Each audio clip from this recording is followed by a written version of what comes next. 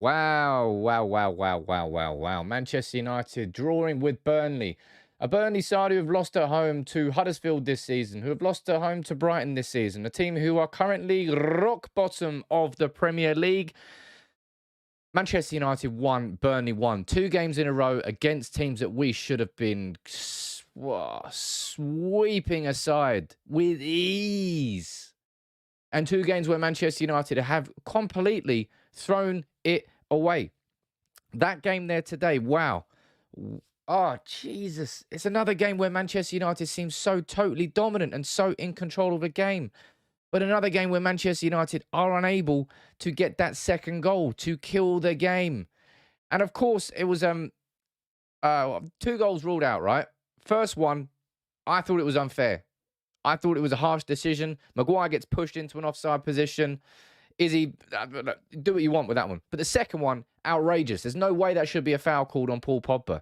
It should have been 3. It could have been 3-0. It should have been 2-0 in that first half. Game, set, and match. Jadon Sancho playing brilliantly. Manchester United playing with fluidity, attacking football. Shaw and Rashford down the left, linking up great for the goal. Pogba, wonderful finish. There's so many good talking points from that first 45. And the second 45, pure Jekyll and Hyde. Pure Jekyll and Hyde from this United team. I don't know where you want to point the finger at. I'll tell you who I will point the goddamn finger at. You can see it. I am so done with Harry Maguire. I am so done with Harry Maguire. Raphael Varane's arrival at Manchester United has shown United fans what a centre-back should look like. How comfortable and easy a good centre-back makes football look. Harry Maguire makes everything look difficult. Harry Maguire was running through treacle for the Burnley equaliser. Overcommitted, lunged into a tackle, couldn't make it back. They scored. Jay Rodriguez. Weghorst tonight, an absolute. It was like the mountain from Game of Thrones, just elbowing everybody, throwing. That's how Burnley are going to play, and that's what Burnley do. Let's not be too surprised at that. And let's not be too surprised that 2 games in a row, Manchester United against Middlesbrough at home in the FA Cup. And there today against Burnley, rock bottom of the league. I want to throw in the people's elbow after that one. My word. There's nothing you can say. There's no real surprise from that, given it happened literally 3 days ago. There's no real. I mean, of course, there's anger, but it's just like, you, yeah, that's what United are at the moment. United are a team that can blow you away for 45 minutes. Brentford second half, whole game against West Ham, total control. Majority of the game against Middlesbrough before we collapsed. And there today, again, we did the exact same thing. We collapsed against that Burnley team. First half, utter domination. And the longer the game went on, Cavani should have scored there. Cavani massively ineffective there for Cristiano Ronaldo, who didn't start the game. But Cristiano Ronaldo missing 2 headers, both off target. That one from Elanga there. Wonderful whip cross from him. But it's what's your reaction to this? I don't know where to take a step forward and where to be angry with, because I want to be speaking about Jadon Sancho. I want to be waxing lyrical about how well he played in that game. Look at him, man. He looks like he's arriving. He was even getting angry towards the end, saying, "Why are you not running forward? Running at defenders with the ball, getting double nutmegs." Great play from Jadon Sancho tonight, but you can't really talk about it. You can't really talk about Paul Pogba's excellent finish and how well Paul Pogba played in those first 45 minutes, because it's just all superseded. It's just all irrelevant when you look at what happened in the second half. And I don't know where you point the finger at here. Is this a mental attitude thing? Is this a block from the United players? Because as soon as Burnley came out in that second half, they were a yard closer to every single second ball. Every second ball in that second half. Complete and utter polar opposite to the first half, where we played totally as a team. Diogo Dalot making 2 clear-cut chances from winning the ball back high up the pitch.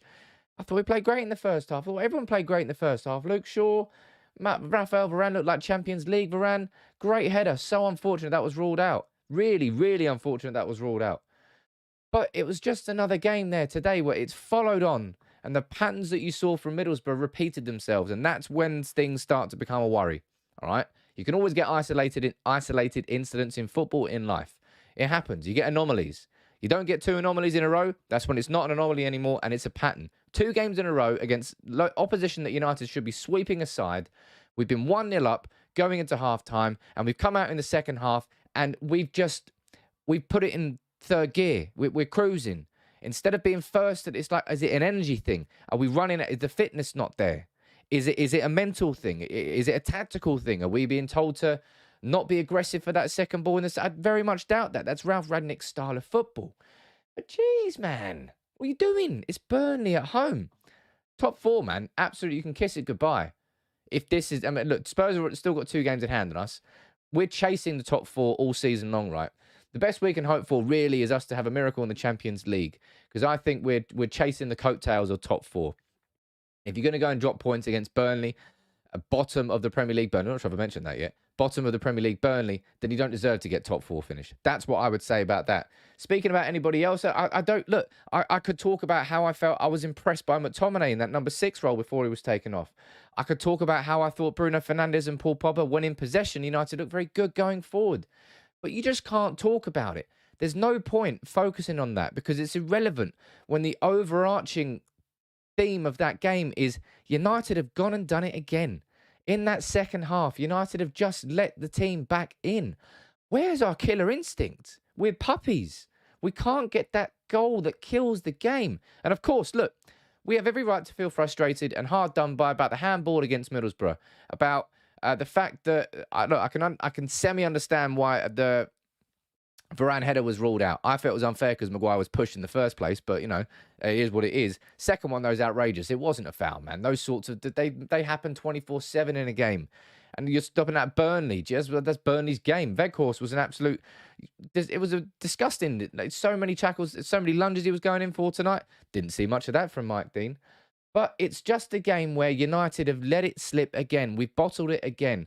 And as I said, it's not really typically my style to scapegoat, but I feel like I'm done with Harry Maguire.